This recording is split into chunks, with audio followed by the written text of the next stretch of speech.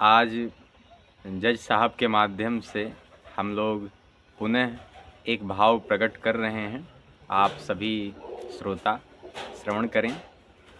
वृंदावन में एक महात्मा टहलते थे, जिनको सब देख के ना कोई उनको स्वामी कहता था, ना कोई उनको महामंडलेश्वर कहता था। उनको सभी कहते थे कि जज बाबा आ रहे हैं, जज बाबा आ रहे हैं। तो किसी महात्मा ने पूछा, इन्हें जज बाबा क्यों कहते हैं? तो पुनः जो है, जब विचार किया गया इस भावना पे कि आखिर जज बाबा इनको क्यों कहते हैं, तो एक महात्मा ने जवाब दिया कि पहले जज थे, क्योंकि एक घटना हुई थी, उस कारण इन्होंने जज की नौकरी छोड़ के यहाँ चले आए। तो बोले कौन सी घटना? बोले कि दक्षिण भारत में एक रघुनाथ जी का मंदिर था। वहाँ पे एक बड़ा ही भोला, बड़ा ही सीधा, बड़ा ही सरल व्यक्ति रहता था। तो उसका नाम सब भोला भोला रख दिए। कोई बात होती तो वह बोलता, जो जाने सो रघुनाथ जी जाने।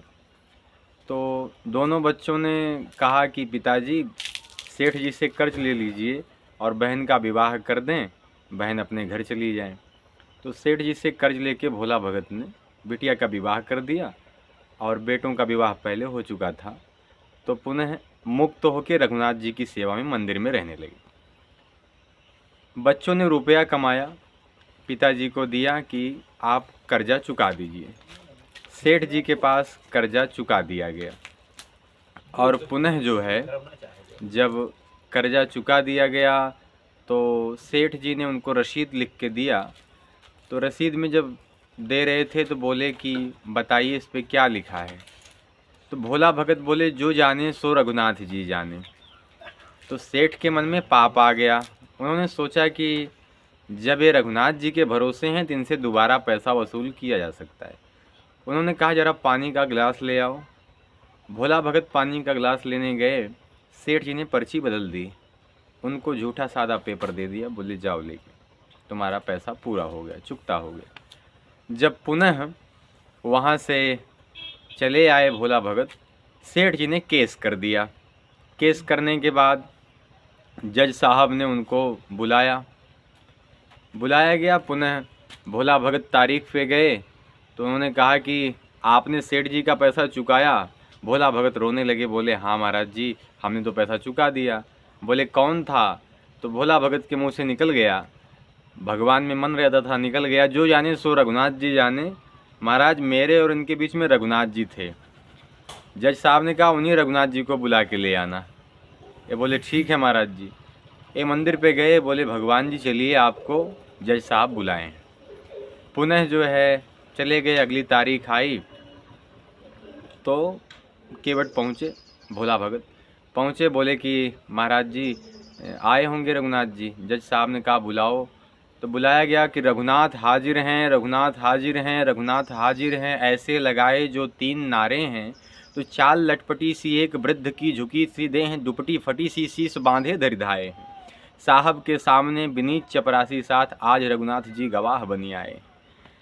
क्या देखते हैं और दृश्य कैसा है? बोले हाथ माह छड़ी पड़ी। बोले हाथ में डंडा लिए, कैसे लाठी ली? हाथ माह छड़ी पड़ी, तुलसी की माल हिए, माथे पे रोरी चारु चंदन चढ़ाए हैं, और साहब के सामने विनीत चपरासी साथ, आज रघुनाथ जी गवाह बनी आए हैं। तो भगवान जी ने कहा कि हाँ, इनका पैसा दिया गया है, रसीद इनके फाइल में रखी है, आप सेठ जी को यहीं पकड़ लीजिए, रसीद इनके घर से मंगा लीजिए। रसीद मंगाई गई। अंतर्यामी भगवान को तो सभी पता है, क्योंकि भगवान अपने भक्तों की सदा करते हैं निगरानी। नया मंजा, नया बिस्तर, नया दाना, नया पानी।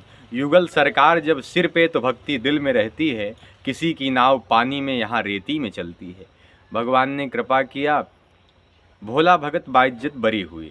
सेठ जी को दंडित होना पड़ा, जुर्माना भरना पड़ा। जज साहब ने भोला भगत से पूछा कि भैया ये रघुनाथ जी कहाँ से आए थे, तुम्हारे गांव के हैं? बोले कि ऐसा जज साहब, ये वही रघुनाथ जी जो मंदिर में रहते हैं। तो बोले नहीं, मंदिर इन्होंने बनवाया है। भोला भगत बोला, महाराज पढ़े लिखों को समझाना बड़ा कठिन है, हम आपको नहीं समझा पाएंगे। अरे वही रघुनाथ जी हैं जो सारे जगत के मालिक हैं।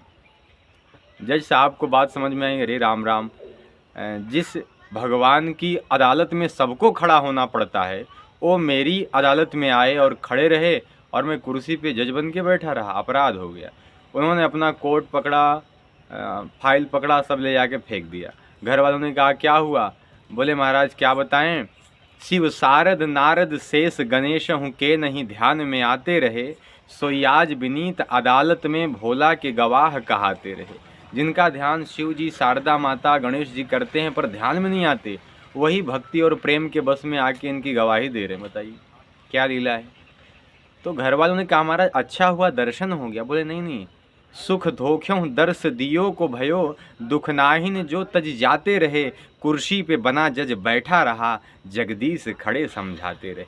इतना बड़ा अपराध हो गया, अब मैं कौन सा मुंह लेके भगवान के सम्मुख जाऊंगा, आज के बाद नौकरी छोड़ दे रहा हूँ। तो उन्होंने तब से जज साहब की नौकरी को रिजाइन मारा। वृंदावन में अक्सर भगवान के सामने माथे पे ही चंदन धारण करके और ओट पे ही जो चौखट रहती उसी पे ओट लगा के चले जाते थे। कभी मंदिर में प्रवेश नहीं करते। लोगों ने कहा मंदिर में प्रवेश करिए, बोले मैं भगवान को मुंह दिखाने लायक नहीं हूँ, क्योंकि किसी से मेरी मंजिल का पता पाया नहीं जाता, जहाँ मैं रहता हूँ फरिश्तों से भी वहाँ जाया नहीं जाता, भक्ति में कुछ खास मन मखसूस होते हैं, ये वो नगमा है जो हर साज पर गाया नहीं जाता। राधे राधे।